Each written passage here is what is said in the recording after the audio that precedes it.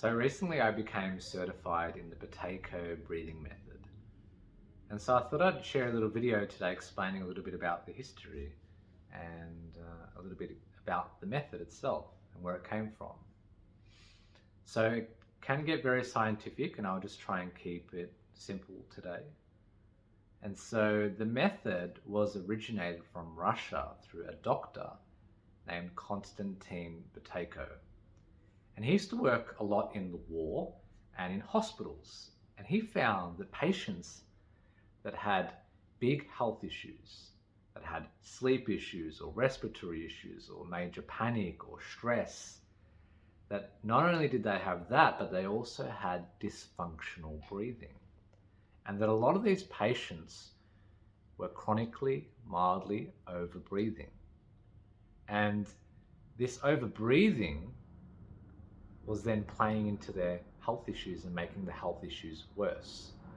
So it was kind of like the chicken or the egg type scenario, that there was this cycle happening, that the health issue caused dysfunctional breathing and caused overbreathing, and that dysfunctional breathing and the overbreathing made their health issue even worse.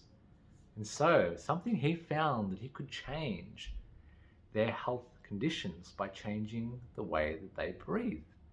And he had all these methods and breathing awareness that he taught to these patients that really improved and helped to get rid of a lot of their health issues just by changing the way that they breathe.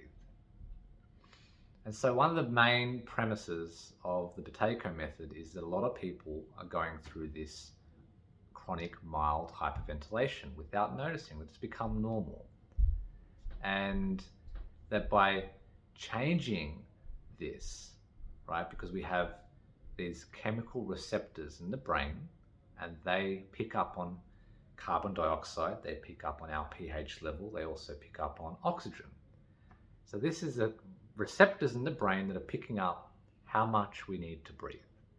And so when we overbreathe for longer than 24 hours, this desensitizes the brain. This lowers the carbon dioxide tolerance in our body. And so our chemical receptors pick up that we need to breathe more air because we can't handle carbon dioxide, right? And because we have less carbon dioxide, more oxygen, our body requires more oxygen. And so we keep breathing more to try and make up for the oxygen absorption, because our body is not adapted and it's not using the oxygen as efficiently.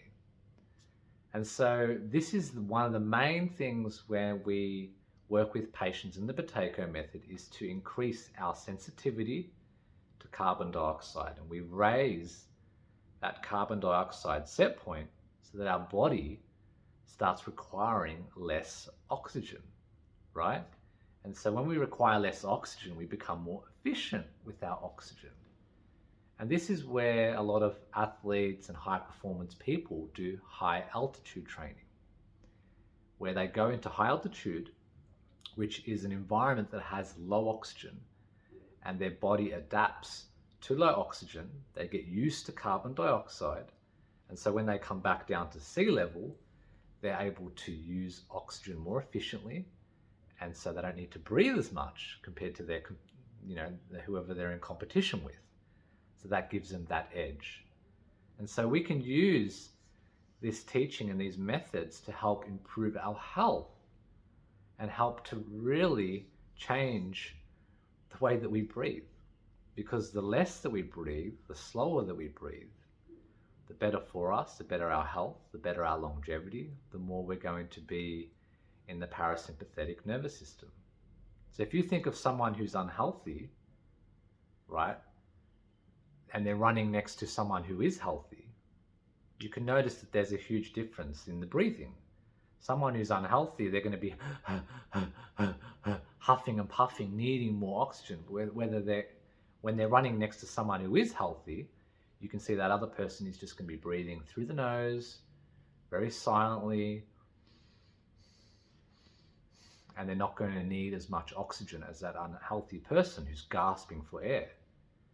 And so this is what it means to become more healthy, and this is going to help improve many areas of your life. And this method is very, very popular for people with asthma and any types of breathing issues, COPD.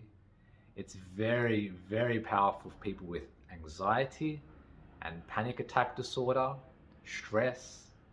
It's also very, very helpful for people who have high blood pressure, who have brain fog, who have energy problems and fatigue.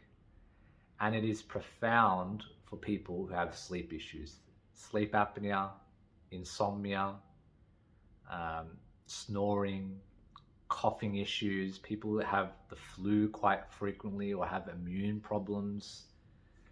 This method is profound. And so if you are interested and you want to know more, I'll be probably doing some more videos on this and maybe even doing some live workshops where I'll explain a little bit more about the method and go into more of the science behind it and why carbon dioxide is just as important as oxygen, and that really, that we feel as though we need to breathe more to get more oxygen, but it's actually the other way around. The less that we breathe, the slower that we breathe, the lighter that we breathe, the better our body actually absorbs and receives the oxygen. And so this can seem like a paradox, because you think of that, oh, I need more oxygen, I need more air, I need to breathe more, and that's going to give me more air. And this is actually not correct, because the more that you breathe, it's going to create a vasoconstriction in the body, and the body doesn't absorb the oxygen.